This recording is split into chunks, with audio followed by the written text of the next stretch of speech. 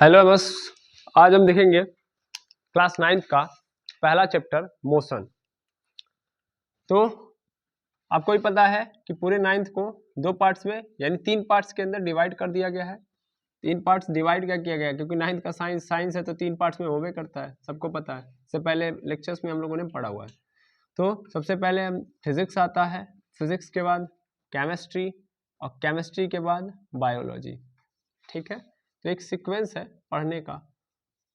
सबसे पहले हम देखते हैं फिजिक्स, फिर देखेंगे केमिस्ट्री, फिर बायोलॉजी। मतलब फिजिक्स के अंदर पहले चैप्टर्स को देखते हैं। तो सबसे पहला चैप्टर 9th के साइंस का है मोशन। ठीक है, मोशन। ओके, फिर मोशन का सेकेंड चैप्टर में आप देखेंगे कि कॉज ऑफ मोशन क्या होता है, यानी मोशन क्यों होता है, क्या कारण था कि मोशन हुआ। सेकेंड चैप्टर में आप अभी इस चैप्टर में यानी जब हम मोशन पढ़ रहे होंगे तो हम ये देखेंगे कि गति क्या होती है, यानी मोशन क्या होता है, इसके कितने प्रकार होते हैं, किस किस प्रकार के मोशन होते हैं और क्या क्या कंडीशंस, यानी अगर मोशन गति हो रहा होता है तो क्या क्या इवेंट्स आ जाते हैं, यानी कौन कौन सी नई चमत्कारिक चीजें नजर आती हैं जो हमें जरूरत होती हैं डिटरमाइन करने की या मेजर करने की। ठीक है, बहुत इजी और बहुत अच्छा चैप्टर है ये आपके लिए। ठीक है ना, तो आप इससे पहले क्लासेस में भी पढ़ चुके होंगे, अर्लियर क्लासेस में, क्लास 8 में, कहीं ना कहीं 6th 7th से मोशन आपको जरूर पढ़ाया जाता होगा। ठीक है, तो चलिए देखते हैं मोशन के बारे में।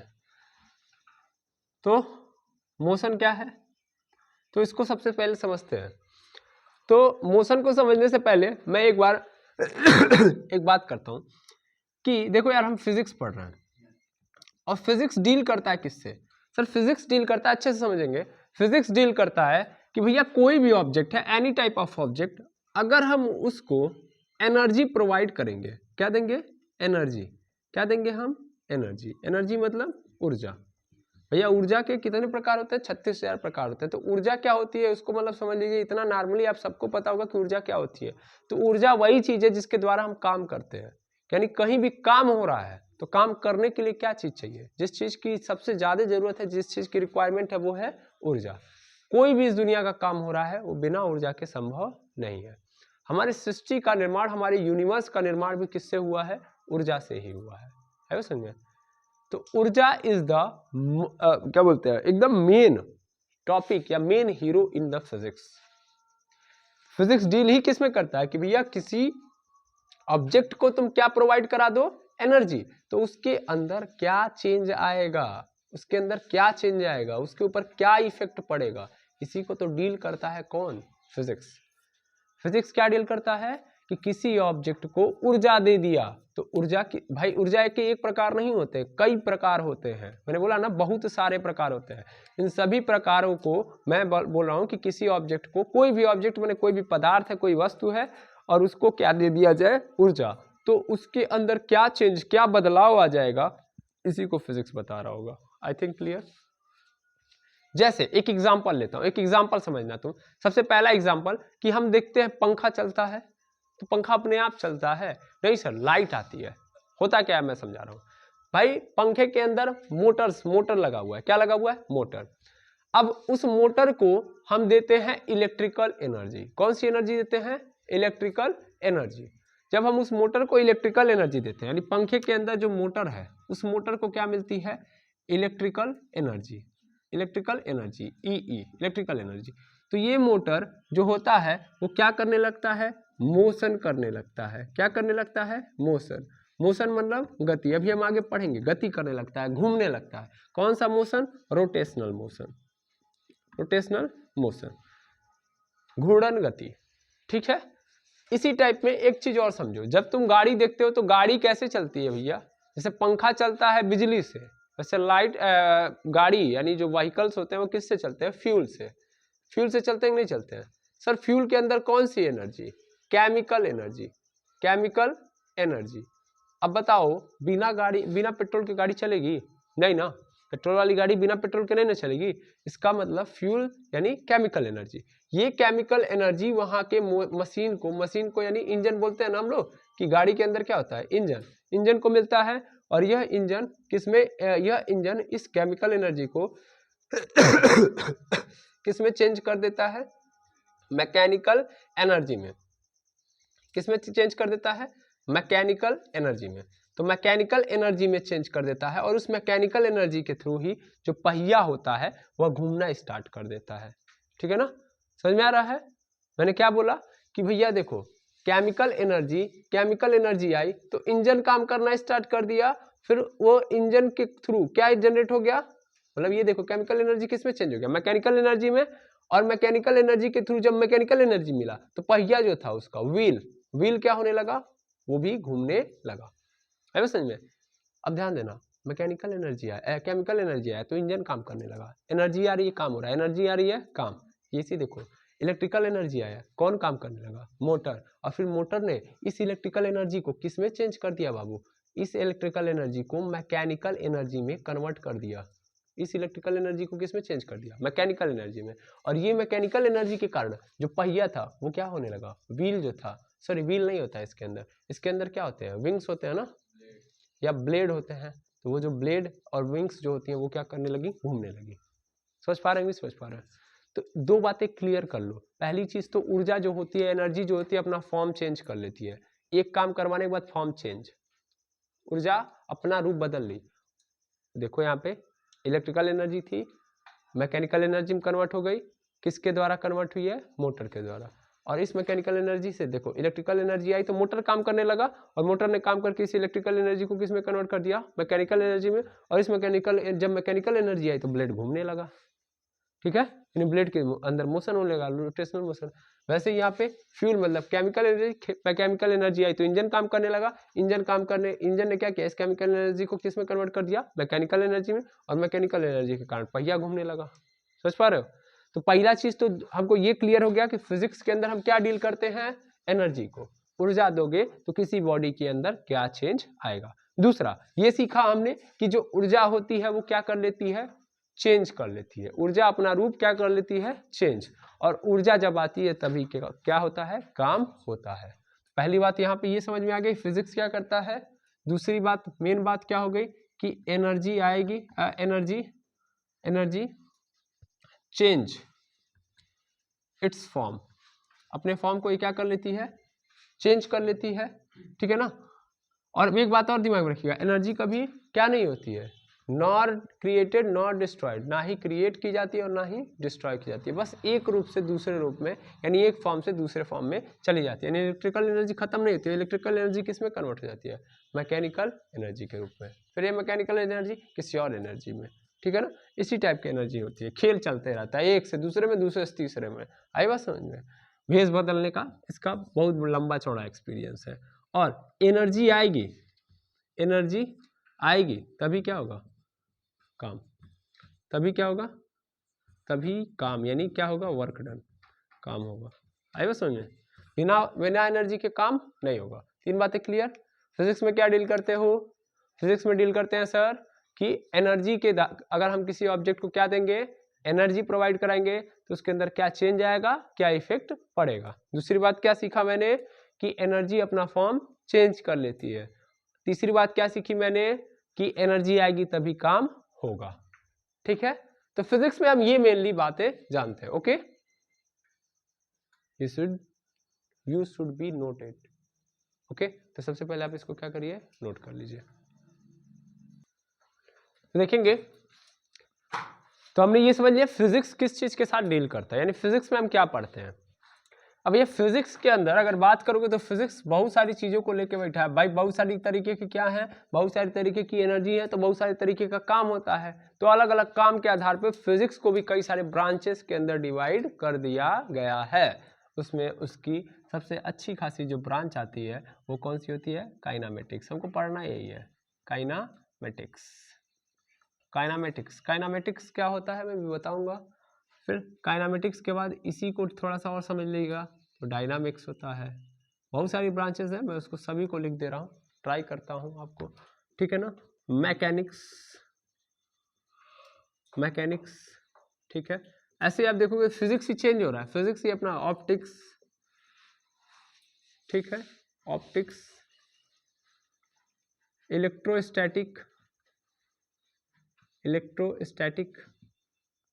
इलेक्ट्रोस्टैटिक्स, और भी बहुत सारी हैं, एक एक करके हम नाम लिखने जाएंगे तो बहुत सारा कॉन्सेप्ट नज़र आएगा आपको। इलेक्ट्रोस्टैटिक हो गया, और भी आप देख सकते हो जैसे कि, और ये आप ले लो फ्लूइड मैकेनिक्स, फ्लूइड स्टैटिक्स बोलते हैं इसको, फ्लूइड स्टैटिक्स या फ्लूइड मैकेनिक्स। ओके, चलो देखो, तो एक एक ब्रांचेस को डील करते हैं। तो सबसे पीछे से आते हैं और आगे पहुंच जाएंगे अपने टॉपिक पे। तो सबसे पहले देखो यार, फ्लूइड स्टैटिक्स यानी जब भी हम क्या कर रहे हैं, जो तरल होते हैं, दैट मीन्स फ्लूइड का मतलब जो फ्लो कर सकते हैं, which can be flow is called fluid. जिन भी पदार्थों के अंदर which type of substance can be flow, जिस भी टाइप के यानी जो भी पदार्थ है जिनके अंदर क्षमता है बहने की। सर बहने का मतलब जैसे पानी है, फेंकोगे तो क्या होता है, गति कर जाता है, यानी मोशन कर जाता है ना, यानी बह जाता है कि नहीं बह जाता, पानी बहता है कि नहीं बहता है, हवा बहती है कि नहीं बहती है। जैसे आप बोलते हो ना पानी बह रहा है, हवा बह रही है, तो ये जो बह रहा है इसके बारे में अगर हम पढ़ रहे हैं, यानी इसको इनके अंदर कौन सी एनर्जी होती है, इनके बारे में जब हम फिजिक्स के अंदर बात कर रहे होते हैं तो वो होता है फ्लूइड मैकेनिक या फ्लूइड स्टैटिक्स। इलेक्ट्रोस्टैटिक्स जब हम इलेक्ट्रिकल एनर्जी डील कर रहे होते हैं, कौन सी एनर्जी, इलेक्ट्रिकल एनर्जी यानी इलेक्ट्रॉन्स के बारे में, इलेक्ट्रॉन के चार्ज के बारे में, यानी सिंपल इलेक्ट्रिसिटी के बारे में। किसके बारे में, इलेक्ट्रिसिटी के बारे में जब पढ़ रहे होते हैं तो क्या होता है वो इलेक्ट्रोस्टैटिक्स। ऑप्टिक्स में हम क्या पढ़ रहे होते हैं, लाइट एनर्जी के बारे में, यानी लाइट के बारे में। किसके बारे में, लाइट के बारे में। तो लाइट के बारे में हम किस में पढ़ते हैं, ऑप्टिक्स में। मैकेनिक्स में क्या होता है, मोशन ही होता है मेनली। क्या होता है ये, मेनली मोशन ही होता है। जब हम काइनेमेटिक्स और डायनामिक्स को मिला देते हैं तो क्या बन जाता है, वो मैकेनिक्स बन जाता है। Mechanics is the branch of science, branch of physics. भाई फिजिक्स क्या है, physics is also branch of science. Physics क्या है, साइंस का ब्रांच है, और मैकेनिक्स जो है वो किसका ब्रांच है, फिजिक्स का। अब आता है सर डायनामिक्स और काइनेमेटिक्स क्या होता है। तो दुनिया में किसी भी प्रकार का motion, any type of motion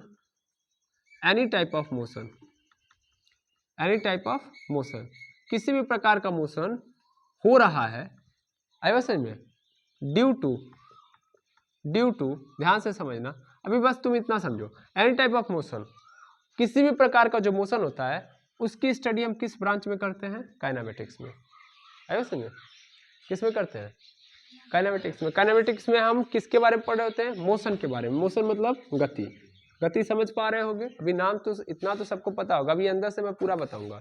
तो गति के थ्रू, यानी दुनिया की जितनी भी प्रकार की गति होती है उसको हम लोग किस में पढ़ रहे होते हैं, काइनेमेटिक्स में। यानी kinematics is the branch where it deals about the any type of motion in the world, in the universe. Okay, जितने भी प्रकार के इमोशंस होते हैं, इमोशंस नहीं, I am saying that motion होते हैं, गति होती है, वो सब की सब किसके अंदर डील की जाती है, काइनेमेटिक्स के अंदर। क्लियरली से दैट, क्लियर हुआ ये बात। सेकेंड चीज डायनामेटिक्स क्या होता है, यानी डायनामिक्स क्या होता है, सॉरी। तो मोशन के साथ हम अगर पढ़ने लगे cause of motion, that means force. क्या पढ़ने लगेंगे, फोर्स। तो मोशन प्लस फोर्स, इसी की एक ब्रांच और है थर्मोडायनामिक्स फिजिक्स की ब्रांच है, वे हम देखेंगे इसके आगे भी। इसके अंदर हम लोग किसकी बात कर रहे होते हैं, थर्मल एनर्जी की। किसकी बात कर रहे होते हैं, थर्मल एनर्जी की। ध्यान देना, थर्मल एनर्जी, उष्मा के बारे में, हीट के बारे में किस ब्रांच में पढ़ते हैं, थर्मोडायनामिक्स के बारे में। ठीक है ना, समझ पा रहे हो। यहाँ पे देखो मोशन एंड फोर्स, यानी मोशन के साथ, यानी इस मोशन का कारण क्या है, फोर्स। तो अगर हम मोशन के साथ साथ फोर्स को ऐड कर देते हैं तो क्या बन जाता है, डायनामिक्स। आई बात समझ में। और डायनामिक्स और काइनेमेटिक्स मिला देते हैं तो क्या बन जाता है, मैकेनिक्स। मोशन को और फोर्स को मिला दिया तो डायनामिक्स बन गया, और जब डायनामिक्स और काइनेमेटिक्स दोनों को मिला दिया तो क्या बन जाएगा आपका, मैकेनिक्स। क्या बन जाएगा, मैकेनिक्स मतलब मशीन। तो मशीन में ये दोनों आते हैं, आई बात समझ में। तो मशीन के अंदर हम ये सब पढ़ रहे होते हैं। क्लियर, हाँ या ना। काइनेमेटिक्स क्या होता है, समझ में आ गया। डायनामिक्स, मैकेनिक्स में क्या पढ़ते हैं, समझ में आ गया। ऑप्टिक्स में क्या पढ़ रहे होते हैं, प्रकाश के बारे में, लाइट्स के बारे में। जो लाइट एनर्जी होती है ना, जिसके द्वारा हमको, लाइट एनर्जी से क्या काम होता है, first question sir, light energy के थ्रू ही हमको दिखाई देता है। तो दिखाई देने का काम जिस एनर्जी के कारण होता है उस एनर्जी का नाम है लाइट एनर्जी। और लाइट एनर्जी को हम किस ब्रांच में पढ़ रहे होते हैं, ऑप्टिक्स में। आई बात समझ में। इलेक्ट्रोस्टैटिक में क्या पढ़ रहे होते हैं, जब एक चार्ज रुका हुआ है यानी एक इलेक्ट्रॉन रुका हुआ है तो कौन कौन सा उसके पास मतलब जो एनर्जी है उस एनर्जी के थ्रू कौन कौन सा वो एक्टिविटी शो कर रहा होता है, कौन कौन से इवेंट शो कर रहा होता है। आई बात समझ में? जैसे एक बैटरी के अंदर चार्ज रुका हुआ होता है नहीं होता है, तो बैटरी जानते हैं ना, बैटरी के अंदर जब देखते हो तो बैटरी के अंदर क्या होता है, चार्ज स्टोर करके रखा जाता है नहीं रखा जाता है, चार्ज किया जाता है ना, तो चार्ज करने का मतलब उसके अंदर चार्ज फिल किया जाता है। समझ पा रहे हैं ना? चार्ज मतलब इलेक्ट्रॉन को फिल किया जाता है। किसको फिल किया जाता है? इलेक्ट्रॉन को। समझ में आई बात? फिर उस चीज को हम बैटरी वैटरी के बारे में पढ़ रहे होंगे किसमें? इलेक्ट्रोस्टैटिक में। और उसी की एक ब्रांच है इलेक्ट्रिसिटी। किस क्या है? इलेक्ट्रिसिटी। मतलब उसी टाइप में एक ब्रांच है इलेक्ट्रिसिटी जिसमें इलेक्ट्रॉन रन करता है और करंट पैदा होता है। क्या होता है? करंट पैदा होता है। ठीक है ना? उसी तरीके से और भी ब्रांचेस आप पढ़ने लगोगे तो बहुत सारे ब्रांच आपको नजर आएंगे। जैसे और कौन सी ब्रांच है सर? तो आप देखोगे कि magnetism is also a branch. ठीक है ना? मैग्नेट जानते हो ना, चुंबक, चुंबक के बारे में जिसमें हम पढ़ते हैं मैग्नेटिज्म में आ जाएगा। ठीक है ना? इलेक्ट्रोमैग्नेटिक यानी जब हम इलेक्ट्रिसिटी और मैग्नेट दोनों को कंबाइंड पढ़ते हैं तो वो क्या कहलाता है? इलेक्ट्रोमैग्नेट। ठीक है ना? आया समझ? Electromagnetism clear. और थर्मोडायनेमिक्स में हम किसके बारे में पढ़ते हैं? थर्मल एनर्जी यानी कि उष्मा जो होती है उसके बारे में हम लोग पढ़ रहे होते हैं। आई थिंक आपको बात समझ में आ रही होगी सभी की सभी, है ना? तो टोटल ये सब ब्रांचेस ऐसे बहुत सारी ब्रांचेस हैं। हमें क्या पढ़नी है? काइनेमेटिक्स। काइनेमेटिक्स क्या बताता है कि दुनिया में जितने भी प्रकार की मोशन होते हैं उन्हीं को हम लोग किस में पढ़ रहे होते हैं? काइनेमेटिक्स में। ठीक है ना? तो मोशन बहुत सारे प्रकार के होते हैं, इन सबको अब हम देखने जा रहे हैं। ठीक है ना? तो ये भी आपको याद रहना चाहिए। एक बार ये कंफ्यूजन है आप लोगों का, फ्लूइड क्या होता है? भैया देखो यार, फ्लूइड कुछ नहीं होता, इट इज नथिंग बट कि भैया जो भी चीज फ्लो कर सकती है, जो भी चीजें क्या कर सकती है? फ्लो कर सकती है। फ्लो मतलब कौन कौन सी चीजें बह सकती है? तो एक तो लिक्विड हो गया, लिक्विड बह सकता है, बिल्कुल सर। पानी को अगर हम देखेंगे बहाएंगे तो बहेगा कि नहीं बहेगा? प्रेशर देंगे तो पीछे से देखते हो पानी एक जगह दूसरी जगह चला जाता है कि नहीं चला जाता है? उसके पार्टिकल ढकेल ढकेल के आगे बढ़ा देते हैं कि नहीं बढ़ा देते हैं? तो लिक्विड और दूसरा गैस। तो लिक्विड और गैस दोनों मिलके क्या कहलाते हैं? फ्लूइड। यानी फ्लूइड के अंदर दोनों आते हैं, लिक्विड भी आता है और गैस भी आता है। आई बात समझ में? इतना क्लियर होना चाहिए। अब इसको समझ लीजिएगा। फिर से मैं बता दूं, देखो यार ये ब्रांचेस क्यों बनाई गई हैं? ऑन द बेसिस ऑफ, ये ब्रांचेस हैं on the basis of energy, on the basis of different energy. ये सभी बनाई कैसे गई हैं? डिफरेंट एनर्जी के कारण। देखो यार, काइनेमेटिक्स, डायनामिक्स और मैकेनिक्स तीनों के अंदर मैकेनिकल एनर्जी होती है। कौन सी एनर्जी होती है? Mechanical energy. लगभग तीनों सेम ही है। ऑप्टिक्स में कौन सी एनर्जी? लाइट एनर्जी होती है। इलेक्ट्रोस्टैटिक के अंदर कौन सी एनर्जी? तो सर यहाँ पे इलेक्ट्रोस्टैटिक फोर्स जनरेट होता है, उसके द्वारा जो एनर्जी डेवलप होती है। फिर इलेक्ट्रिसिटी आएगी। इलेक्ट्रिसिटी में कौन सी एनर्जी? इलेक्ट्रिकल एनर्जी होती है, जिसमें इलेक्ट्रॉन दौड़ रहा होता है और करंट पैदा होता है। आई बात समझ में? तो जो लाइट वाइट बनता है, यानी तार के अंदर जो करंट एक जगह से दूसरी जगह जाता है, उसमें क्या होता है कि इलेक्ट्रॉन दौड़ रहा होता है with the help of electrical energy. और जिसके पास पहुंचता है उसको क्या देता है? कौन सी एनर्जी देगा? Electrical energy. ठीक है ना? और फिर उसके बाद थर्मोडायनेमिक्स में हमने देखा कि थर्मल एनर्जी के बारे में पढ़ रहे होंगे, जिसका मतलब है हीट, यानी जो हीट प्रोड्यूस करता है। आई बात समझ में? तो आई थिंक यहाँ तक पूरा क्लियर हो जाना चाहिए। अब आगे देखेंगे हम लोग काइनेमेटिक्स के बारे में। चलिए देखिएगा, अब आते हैं काइनेमेटिक्स। तो काइनेमेटिक्स क्या है? तो सर काइनेमेटिक्स फिजिक्स की वो ब्रांच है जिसमें हम क्या पढ़ते हैं? मोशन के बारे में पढ़ते हैं। तो हम लोग आज से स्टार्ट करेंगे kinematics.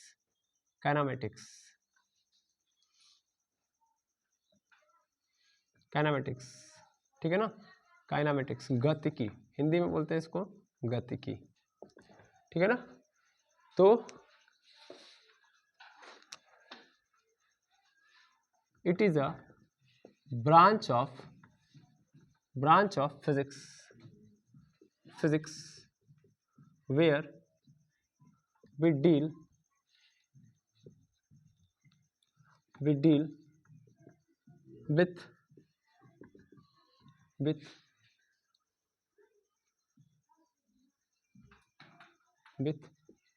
any type of motion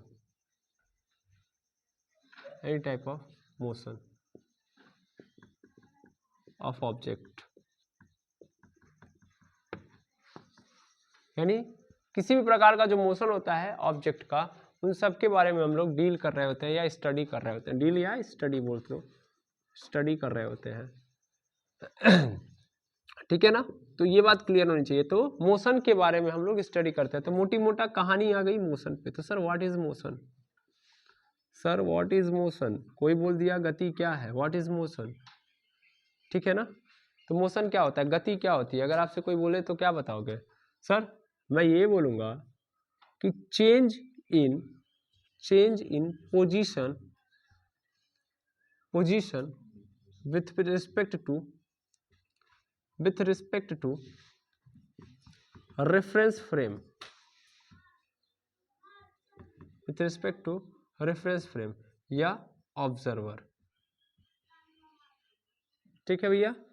तो पोजीशन के अंदर ऑब्जर्वर के अनुसार किसी पोजीशन के अंदर क्या हो रहा है, चेंज हो रहा है, किसी के पोजीशन के अंदर क्या हो रहा है, चेंज हो रहा है, किसी का पोजीशन चेंज हो रहा है। पोजीशन क्या होता है सर, स्थान होता है, एक पोजीशन होता है, एक प्लेस होता है। कि मान लीजिए अभी फिलहाल में मैं यहाँ पे हूँ और किसी के अनुसार, या मान लो यहाँ पे ज़्यादातर लोग क्या ले लेंगे, ज़्यादातर लोग डेफिनेशन में क्या लिखेंगे, विथ रिस्पेक्ट टू टाइम, ठीक है। टाइम ईजी है इसलिए लिया गया। तो हमारा जो टाइम है वही रेफरेंस फ्रेम या ऑब्जर्वर की जगह पे आ गया, ठीक है। मैं इसको लिख देता हूँ टाइम, और बाद में अभी उसको एक्सप्लेन कर दूंगा, ठीक है ना। तो मान लेता हूँ टाइम के लिए कि मैंने मान लिया कि change in position with respect to time. तो मान लो अभी मेरा, ध्यान से समझना, अभी मैं टाइम कितना हो रहा है, अभी टाइम हो रहा है सर, मान के चलता हूँ 4 या 5 बज रहा है, सपोज कर लो 5:02, 5:02 हो रहा है। और कुछ समय बाद दैट मीन्स 5:03 पे मैं यहाँ न रह के कहीं और दिखाई दूं, तो क्या किया मैंने, टाइम के रेफरेंस में, यानी टाइम के अगर देखा जाए तो 1 मिनट के अंदर मैंने अपने पोजीशन को चेंज कर दिया कि नहीं कर दिया। तो इसका मतलब टाइम के रिस्पेक्ट में देखा जाए तो टाइम आगे बढ़ रहा था, तो टाइम बढ़ने के साथ मैंने अपने पोजीशन के अंदर क्या ला दिया, चेंज। तो इसका मतलब मैंने क्या कर दिया, मोशन। तो यानी जो मेरे अंदर चेंज आया है that change is called motion, है समझ। जो प्रोसेस हुआ इसका मतलब वही क्या कहलाएगा, motion. Motion is the process, है समझ में। मोशन क्या है, एक प्रकार की प्रक्रिया है ना, गति है। मोशन इज द प्रोसेस, जिसमें क्या हो रहा होता है कि भैया किसी ऑब्जेक्ट के पोजीशन में, प्लेस में क्या आ रहा होगा, चेंज आ रहा होगा, परिवर्तन आ रहा होगा। वो ऑब्जेक्ट टाइम के रिस्पेक्ट में, यानी समय के सापेक्ष में एक जगह से दूसरे जगह जा रहा होगा। इसका मतलब घड़ी की सुई इधर देख रहे हो ना, बदल रही है, तो घड़ी की सुई बदल रही है और मैं भी क्या कर रहा हूँ, बदल जा रहा हूँ अपनी पोजीशन। अभी फिलहाल मैं बोर्ड के सामने खड़ा हूँ, कुछ देर बाद मैं सड़क पे खड़ा हूँ, तो इसका मतलब मेरी पोजीशन में चेंज आ गया ना। घड़ी की सुई के अंदर चेंज आया, उसके साथ साथ मेरे पोजीशन में भी चेंज आ गया चेंज। तो इसका मतलब मैंने क्या किया, कौन सा प्रोसेस किया, मैंने किया है मोशन। तो मोशन क्या होता है कि भैया किसी के भी ऑब्जेक्ट के, किसी पर्सन के, भाई कोई भी हो, अगर टाइम के रेफरेंस में वो क्या कर रहा है, अपने पोजीशन में चेंज ला रहा है, तो इसका मतलब उसने प्रोसेस किया है, जो वो क्या कहलाएगा, motion. I think is that clear, हाँ या ना, बिल्कुल सर, ठीक है। तो अब आप कहेंगे सर आपने ये रेफरेंस फ्रेम और ऑब्जर्वर जैसी चीजें क्यों लिख दी। भाई ऑब्जर्वर और रेफरेंस फ्रेम क्या होता है, तो sir reference frame is nothing but it is a observe करने वाला पैरामीटर, जो ये बताएगा कि हाँ भैया कि मेरे रिस्पेक्ट में मुझे दिखाई दिया कि हाँ पोजीशन में चेंज हुआ है। मतलब एक बात बताओ यार, तुम अभी मुझे देख रहे हो, 5:03 हो रहा है, तुम मुझे अभी यहाँ पे देख रहे हो तुम 5:50, अब तुम चले गए, तुम 5:50 पे आए, फिर मुझे यहीं पे देख रहे हो, तुम्हारे अनुसार अभी क्या लग रहा होगा, मैं तो अभी यहीं पे हूं, हाँ या ना, हाँ या ना, हूं ना। ध्यान से समझोगे तो मैं तो अभी यहीं पे हूं, लेकिन अगर ध्यान से ऑब्जर्व करना तो उस 5:03 से 50 मिनट के बीच में मैं बहुत बार बाहर गया, अंदर आया, कहीं और गया, तुमने नहीं देखा, तुमने नहीं देखा। लेकिन सपोज कर लो तुम्हारा एक छोटा भाई यहीं पे बैठा हुआ था और उसने देख लिया, उसके अनुसार मैं मोशन कर रहा था, लेकिन तुम्हारे अनुसार मैं क्या हूं, रेस्ट में हूं। जब मैं कुछ नहीं कर रहा हूं, यानी मोशन नहीं कर रहा हूं, तब मैं कौन सी प्रक्रिया कर रहा हूं, रेस्ट। अभी मैं उसको भी समझा रहा हूं, समझ पा रहे हैं ना। तो आई थिंक अभी आपको समझना पड़ेगा भैया, पूरा का पूरा जो फेनोमेना होता है, प्रोसेस होता है, वो टोटल डिपेंड करता है ऑब्जर्वर पे, समझ पा रहे हैं। इसको और मैं एक्सप्लेन करता हूं। आप एक बस के अंदर जब बैठ जाओगे, तो बस के अंदर बैठ जाओगे तो आप अपने बगल वाले को देखोगे, तो आपको अपने बगल वाला कैसा दिखाई देगा, क्या उसकी पोजीशन में चेंज आ रहा है टाइम के रिस्पेक्ट में, नहीं सर। तो आपको क्या लग रहा होगा, रेस्ट में। लेकिन बाहरमा जो पेड़ पौधे दिख रहे होंगे वो सब क्या नजर आ रहे होंगे, सर वो तो मोशन में नजर आएंगे क्योंकि टाइम के रिस्पेक्ट में उसका पोजीशन चेंज हो गया। आपको लग रहा होगा कि वो गति कर रहे हैं, वो अपनी पोजीशन को चेंज कर नहीं कर रहे हैं। आपको लग रहा है ना पीछे की ओर जा रहे हैं। आप ऐसे अगर इस डायरेक्शन में जा रहे हो तो वो आपको लगेगा पेड़ पौधे किधर जा रहे हैं, इस डायरेक्शन में जा रहे हैं। इसका मतलब क्या हो रहा है, इसका मतलब उनकी पोजीशन में चेंज आ रहा है, इसका मतलब वो क्या कर रहे हैं, मोशन कर रहे हैं। हाँ या ना, पेड़ पौधे तो लग रहा होगा ना मोशन में कर रहे हैं। अब बगल वाला क्या लग रहा है आपको, रेस्ट में। मैंने थोड़ा और ट्विस्ट ला दिया, पेड़ हटाओ, एक बच्चे को खड़ा कर दो बाहर। अब बच्चा आपको देख रहा है, अब बच्चा भी आ चुका है। अब आप बच्चे को देख रहे हो, पेड़ को भी देख रहे हो। अब बच्चे और पेड़ दोनों को देखने के बाद आपको ये लग रहा है कि बच्चे और पेड़ क्या कर रहे हैं, एक दूसरे क्या कर रहे हैं, मोशन कर रहे हैं, उनकी पोजीशन में चेंज आ रहा है ना। भाई बस की खिड़की से जब बाहर देखोगे लोलाओं तो क्या नजर आएगा, उनकी पोजीशन पीछे की ओर जा रही होगी। पोजीशन में अभी यहाँ पे थे लेकिन अभी कहाँ चले जाएंगे, पीछे। इसका मतलब पोजीशन में चेंज आया ना भाई, पोजीशन में चेंज आया, दैट मीन्स क्या हुआ है, मोशन। यही तो है खेल, मोशन मतलब पोजीशन में चेंज। अपना जो आपका स्थान है उसमें क्या आ गया, चेंज हो गया, मोशन हो गया। ठीक है, आपके अनुसार मोशन कर रहा है ना वो। अब थोड़ा ध्यान से सोचो क्या वो मोशन कर रहा है, लेकिन तुम्हें लग रहा है ना भाई सही है, तुमको जो लग रहा है वो सही है। अब उससे पूछो बेटा पेड़ किस में, मोशन में है। वो कहेगा नहीं ना, मैं चेंज हो रहा हूँ ना पेड़, तो पेड़ तो वैसे ही रुका हुआ है। पेड़ के मोशन, पेड़ के पोजीशन में कोई चेंज नहीं है। उसके अनुसार पेड़ किस में है, रेस्ट में है। लेकिन मेरे अनुसार पेड़ किस में है, मोशन में है। समझ पा रहे हो। अब एक ही ऑब्जेक्ट दो कंडीशन में जी रहे हैं भैया, एक कह रहा है रेस्ट में, एक कह रहा है मोशन में। तो ये किस पे डिपेंड कर रहा है, ऑब्जर्वर पे। ऑब्जर्वर कह रहा है अगर मोशन में तो ऑब्जर्वर के अनुसार मोशन में होगा। ये कहीं ऑब्जेक्ट एक कंडीशन में क्या हो सकता है, मोशन में भी हो सकता है और रेस्ट में भी, वो डिपेंड करता है ऑब्जर्वर पे। एक चीज और, तुमने लड़के से पेड़ के बारे में पूछा, अब लड़के से थोड़ा मेरे बारे में पूछो, तो लड़के को लगेगा कि हम जा रहे हैं और हमारे बगलिया वाला जो बैठा वो मोशन में है, क्योंकि हमारी पोजीशन चेंज हो रही है, बस आगे की ओर जा रही है। तो उस लड़के के अनुसार हम कहाँ जा रहे हैं, आगे की ओर। हमारे अनुसार लड़का कहाँ जा रहा है, पीछे की ओर। इसका मतलब मेरे अनुसार हम लोग किस में है, मोशन में है, और मेरे बगलिया वाला भी किस में है, मोशन में है। और जबकि मैं बगलिया वाले को देख रहा हूँ तो रेस्ट में है, बगलिया वाला हमको देख रहा है तो उसको लग रहा है कि हम किस में है, रेस्ट में। लेकिन उस लड़के के अनुसार हम लोग किस में है, मोशन में है। समझ पा रहे हैं।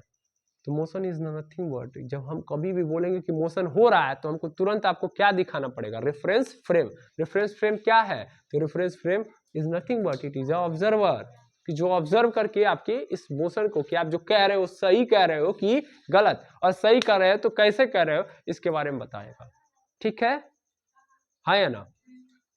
तो आई थिंक मोशन के बारे में क्लियर हो गया आपकी कहानी, कि मोशन क्या होता है। सर ये होता है change in position with respect to reference frame or observer or time. अब टाइम को मैंने यहाँ पे रेफरेंस फ्रेम माना है और कोई बात नहीं है। यहाँ पे कोई समय हो सकता है, कोई पर्सन हो सकता है, या कुछ भी हो सकता है। Is that clear. तो आई थिंक आपको काइनेमेटिक्स की इस बात को समझ में आ गया होगा, मोशन क्या होता है ये समझ में आ गया होगा। कल हम लोग डिटेल में चीजों को और आगे की ओर बढ़ा रहे होंगे। तो आज के लिए बस इतना ही। Thank you very much. है बस कोई भी डाउट हो तो जरूर बताएं।